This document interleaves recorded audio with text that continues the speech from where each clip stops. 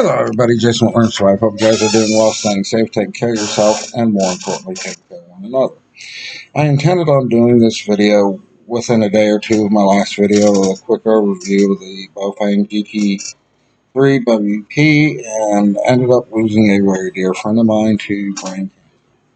She was a childhood friend. We've been friends since we was 8 years old, and this was her second bout with brain cancer, and she fought like hell the last 2 years. And she just didn't win this one. So,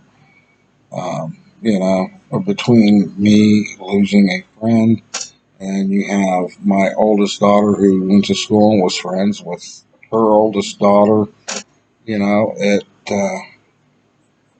hit everybody hard. Not just my family, not just her family. She was very well loved in the community. And, just somebody you've been friends with pretty much your whole life. It's hard to it's hard to swallow. Anyway, let's get to. I was asked to do a video on emergency and shit hits the fan comms and the difference in different type of radio services and why. And I'm going to push that a little bit and do a some radio recommendations.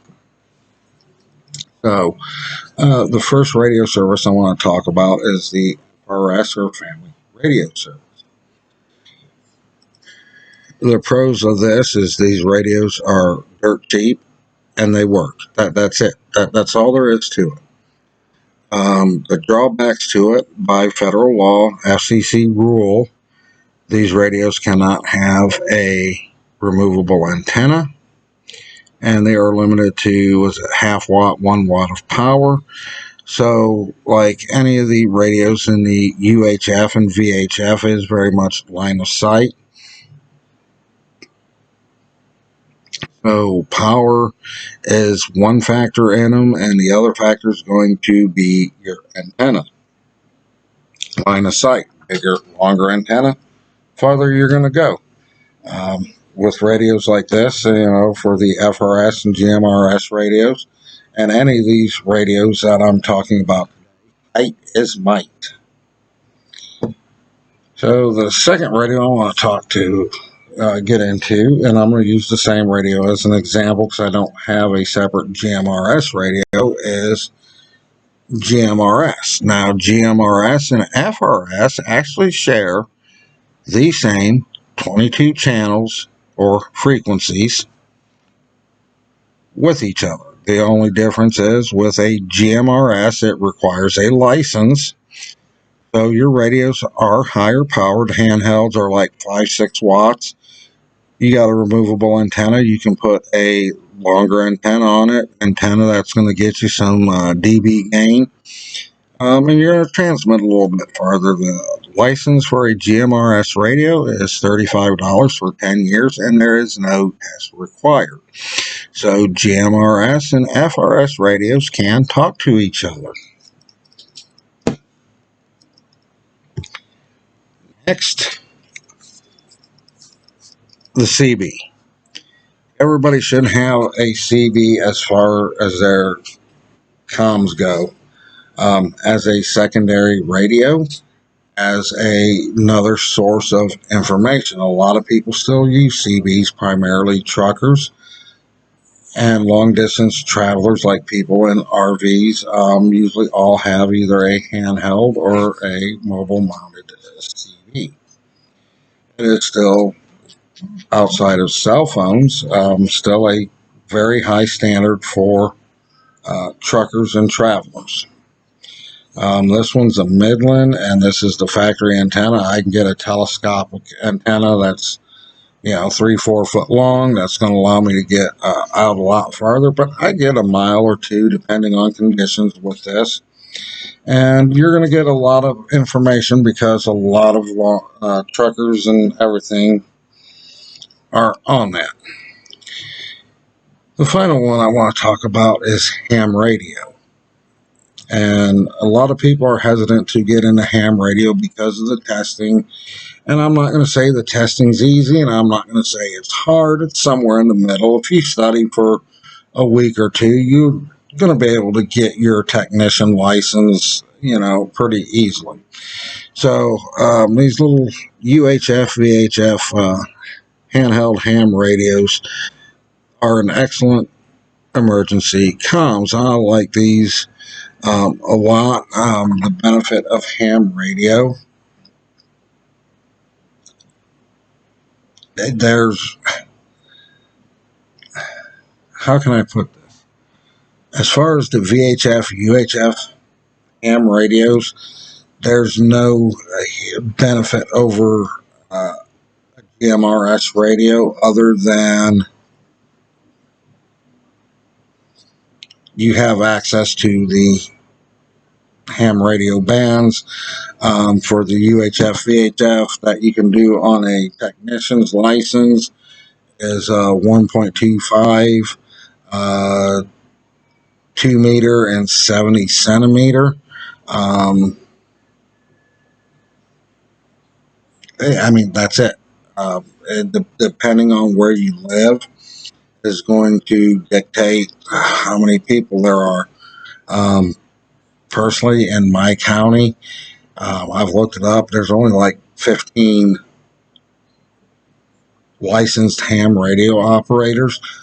But if you look up GMRS license, there's hundreds of licenses for the GMRS. And if you look up how many GMRS licenses have been issued and look up how many technician licenses have been issued for ham radio, they're about the same. They're within a few hundred of each other. Now, the only benefit a ham radio like this has, and the FCC has cracked down, there's only one or two models that I know of that this can be done with on the Baofeng, is the Mars Cap mod. Originally, these came sold wide open, so these picked up everything from 100 and I think 35 megahertz up to 520 megahertz, which is a pretty wide spectrum that includes your FRS, GMRS channels, MERS, and your 2 meter and 70 centimeter ham radios. Now, the FCC did crack down on that, and most of them are coming locked now just to the ham radio band because these are not part certified because of different things, different features that are allowed on amateur radio that are not allowed on other services. So the BFF8HT can still be Mars capped with pushing certain buttons and doing certain things, and the same way with a few other ones. Now, as far as ham radios go on a budget, I do recommend the Baofangs, and I do recommend Yaesu, depending on how much you want to spend. Yaesu's, you can get into something like a FT60 or the FT65R for anywhere from $80 to about $120, $130. Most Baofangs are running about $30, maybe a little bit more, maybe a little bit less, depending on where you order them from. And if you get a one that is wide open, like you order it from Temu or Wish or Alibaba or something like that, it's going to come wide open. You are responsible to know what bands you can transmit on according to the license you have, and not go off band. Now, is the FCC going to come after you for using a Baofeng on GMRS frequencies? Probably not. I don't know of any cases outside of somebody being a fucktard with one that got a lot of complaints, and they were jamming up GMRS net talks, and that's where a bunch of people link repeaters together via internet, and you talk all across the United States like that through linked repeater system. Was blocking one of those up, and the FCC did track them down and fine them. But if you're not saying, "Oh, hey, I'm off band," blah blah blah blah, nobody's going to know.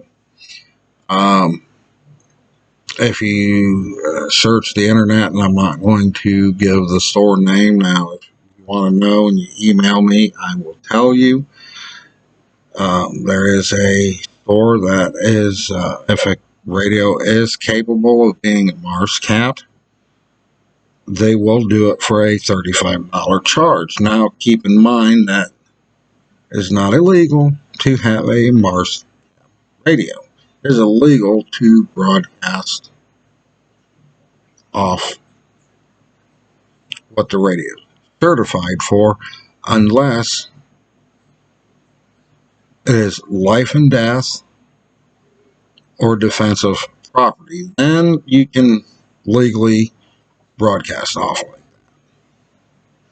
that. But those are what I recommend. As of right now, I would say the best one is going to be your GMRS, because there are as many GMRS licenses as there are technician licenses. And unless you want to go up into a real high-powered HF rig and go up and get your general or extra license, where you're communicating all around the world, which is actually fun, this is going to predominantly be short range. You know, you're wanting to know what's going on in your community for safety reasons. So, and if you go out, these handhelds can go with you compared to a big HF rig, which is going to be stationed in your house. And if you have an HF rig, they're not going to communicate with these handheld VHF, UHF radios, so you'd have to have a second one for that. And that's what it is, folks. I mean, you can even, if you want, get the, extra class license and have an HF rig in your house, and your spouse and has their license for the extra class. And with that extra class, you can definitely run all the ham bands, to where your technician class, you're pretty much limited to the 70 centimeter, 2 meter, and 1.25 meter spectrum of the amateur radio band. But if you have your general or extra class, you're opened up to pretty much everything. And so you could have a high frequency rig, you can have handheld or a small mobile unit rigged up in the house with a power inverter, your antenna on the roof and stuff, as a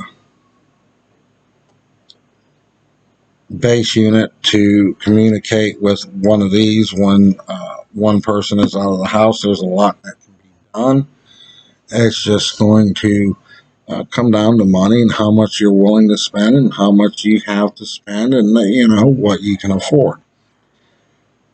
So if you want to stick to a budget and you're going to want a radio that's going to have the most traffic on it, that you're going to receive the most information from, go with a GMRS radio.